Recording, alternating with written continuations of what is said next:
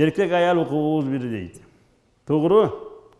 Şariat hükmünde hukuku bir yeri var, hukuku iki yeri, tengimiz yeri var. Ayalların derecesinin uluk yeri var, özünün hukuku var, erkeklerin özünün hukuku var.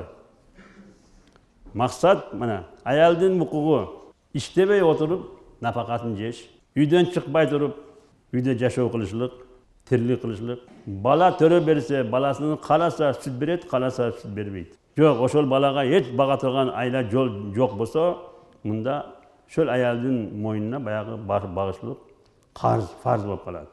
Yok, жаңандай дагы бага тургандар болсо, өз баласын бакмаса да хакы бар да.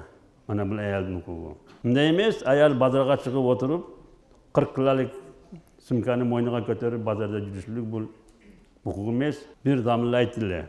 Илгери заман Кытайда жаңы союз болуп, аларда аял эркектин хукугун бир деп күнүгө радиолордо чогулуштарда сайрай берсе, бир аял киши "Менин hukugum seni менен тең экен" деп, киши менен бир күн эркек тамак кылат экен, иш барат экен, бир күн аялы. Ha dese экөөбүздүн hukugубуз бир деп.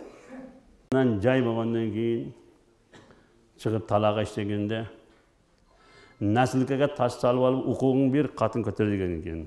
Эки жолу көтөргөндөн кийин бери чекчейип отура турбай калганда экен, "Ha, hukugубуз бир бекен?" Ошого окшоп азыр биздин hukugубуз бир деп күйөөсү мында калып, аялы Россия кетип атат. Ha, sen hukukubuz bir. Doğru. Hukukun bir, jegenge, içkenge, Allah'ın 5 vakit farzı, bir ay orozosu, şeriatın ökkөсөкөн ökümdörü, hukukun bir. Biroq mындай жерге келгенде өзүнүн hukuku төмөн экендигини, өзүнүн аял экендигин билбейт да.